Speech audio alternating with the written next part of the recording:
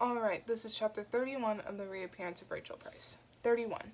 Key to the lock, Belle hesitated, a shiver up her spine picking up the hairs on the back of her neck. That pre-warning, that primal response to danger. Belle checked over her shoulder, searching through the darkness, eyes catching on the trees across the street, their dancing shadows shaping them into looming faces.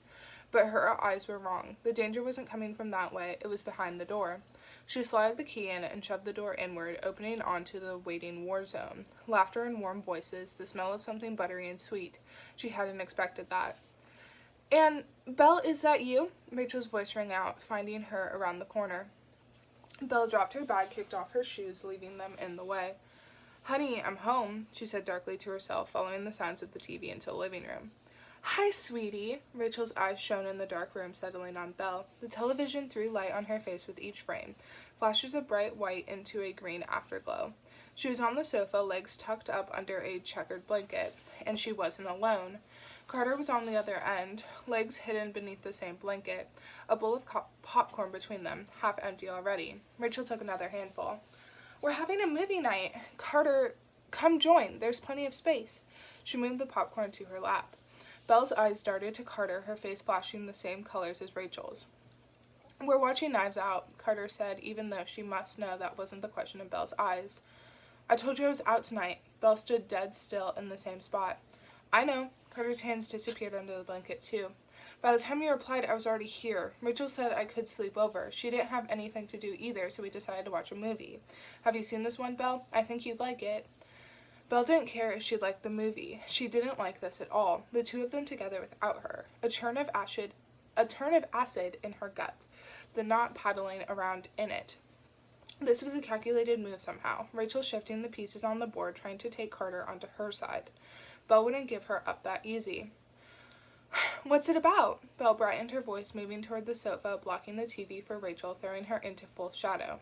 "It's a murder mystery," Carter said, "about a fucked up family. I like it already." Belle took the middle seat between them, her body a barricade between Carter and Rachel, reclaiming her cousin who couldn't see what Rachel truly was. She tucked her legs under the blanket, pulling until one of Rachel's feet was exposed. Rachel offered her the popcorn. Belle hesitated, then took a handful. The pretense of it all, mother and daughter, and Carter. "It's definitely him." Rachel pointed at the screen, trying to catch Belle up, or showing her that she was better at this kind of thing. "No news vans outside," Belle spoke over the character. "They packed up earlier," Rachel said. "Guess they have to sleep sometime." "Or they don't care as much about Dad disappearing as you reappearing," Belle said, eyes ahead, because she wouldn't be able to hide which one she cared about most, and she was trying to keep Rachel close, studying her to work out how to destroy her. Look how well she was doing, so close that she could hear the way Rachel's breathing rattled gently. "He'll be back, Belle." Carter pressed the underside of her foot against Belle's, matching them up. "Cops in Vermont will track him down soon, and he'll come home, won't he?" She leaned forward to speak across Belle, looking to Rachel. Rachel's hand paused above the popcorn, eyes darting between Carter and Belle. "Yes, I'm sure he will," she answered. Belle could read Rachel better now, could tell Carter had put her on the spot. Maybe Carter wasn't lost after all, and maybe Dad wasn't either. "He better be," Belle added, like a threat, because it was. Rachel returned her gaze to the television. "It's your grandpa's 85th birthday next Friday," she said, not a question. "Carter said your dad hosts a family dinner here every year, that mac and cheese is the tradition. We can still do that, you know, even if he's not back by then." Belle swallowed. She tried not to move her head, eyes straining to study Rachel's side on. The flicker of the TV against the glass of her eyes. What had she meant by that? Had Rachel given something away? Did she know Dad wouldn't be back next week? Wouldn't ever be back because she'd made sure of it? "Yeah," Belle sniffled. "That would be nice." Rachel reached for another handful of popcorn. Belle flinched at the bone crunch sound of it in her mouth. "Does Jordan ever take your grandpa out for walks?" Rachel asked. Belle was too close, could smell her buttery breath. "Not good to be inside the house all day." Belle was about to answer, but stopped herself. It wasn't the first time Rachel had asked about Grandpa and Jordan, about their routine. Belle noticed things like that. Now she wasn't avoiding Rachel all the time.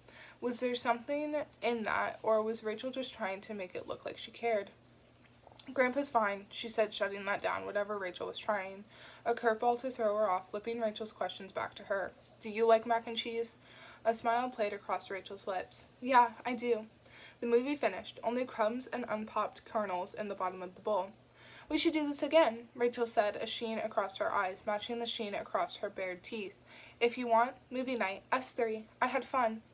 Me too, Belle said at the exact same time as Carter. They laughed, and Rachel ruined it by joining in. Maybe once a week? I've got a lot of movies to catch up on. Rachel stood, kernels rattling in the bowl as she picked it up. Carter, where would you like to sleep? I can make up Charlie's bed for you. Belle stiffened, and Carter must have felt it through their feet. That's okay. Carter smiled up at her. I'll go in with Belle, like I normally do. Perfect, Rachel beamed, and maybe Belle was getting worse at this because her smile didn't seem fake at all. Belle ventured back from brushing her teeth, hurrying down the hall so Rachel couldn't catch her, those eyes glowing in the dark. Good night, girls, Rachel called from the spare room, her door left ajar, not locked, not even shut. Belle winced, a shiver, even though the house was warm. Night, Carter called from Belle's room. Belle said it too, half a second later, a deeper, darker echo. She reached her bedroom and closed the door, leaning up against it. Carter was already in bed, tucked up on her usual side. So? Belle turned off the top light, climbing in under the comforter. So what? Carter replied. Belle put her cold feet on the exposed skin of Carter's legs. Carter kicked back. So Rachel, Belle said, voice dropping into whispers. She didn't trust Rachel or her half-closed door. She could be creeping around outside, listening in. So what about her? Carter said, not following suit, not lowering her voice. She said she had no plans, and how about we watched a movie and wait for you to get back? I didn't want to be at home. It's not a big deal. We had fun, didn't we? Belle couldn't say she did. Why are you getting defensive? I'm not, Carter snapped, hands crossed over her chest. Yes, you are. Because I knew you were going to find some reason to be annoyed about it. No, I'm not, Belle said. Yes, you are, Carter hit back. Not annoyed, no, we just have to be careful around her, okay? Belle hissed. Why do we have to be careful? Rachel is nice. She's nice to both of us. And she's been through hell. Why do you always have to do this? I'm not doing anything, Belle said. It's Rachel. She's doing everything. She's back for just a week with this made-up story about where she's been for 16 years, and then my dad goes missing? Of course she wants us to think she's nice. Belle, a warning. Carter, a warning back. Did she say anything to you? About what? Carter recrossed her arms the other way, staring up at the ceiling. About anything. About my dad. About your parents. About why she chose to disappear and lie about it.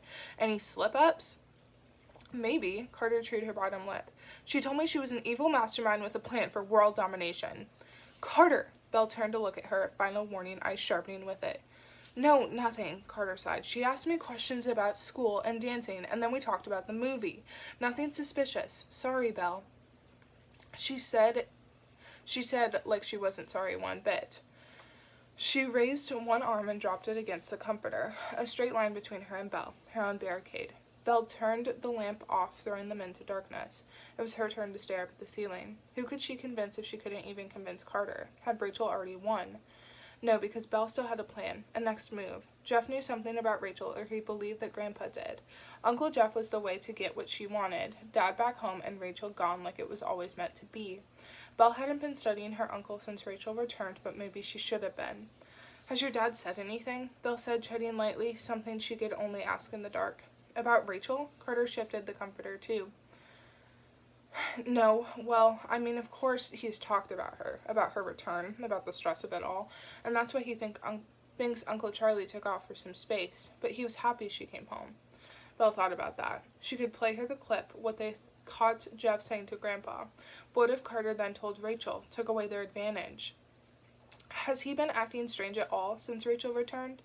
A pause, the crackle of Carter's hair against the pillow. No, she said. Why? No reason, just wondering. The whites of Carter's eyes glowed across from her. One slow blink took them away. Well, maybe a bit, Carter said, but everyone's been acting strange since Rachel returned. Another blink. Especially you. Carter rolled over, turned her back on Belle. I'm going to sleep, she said.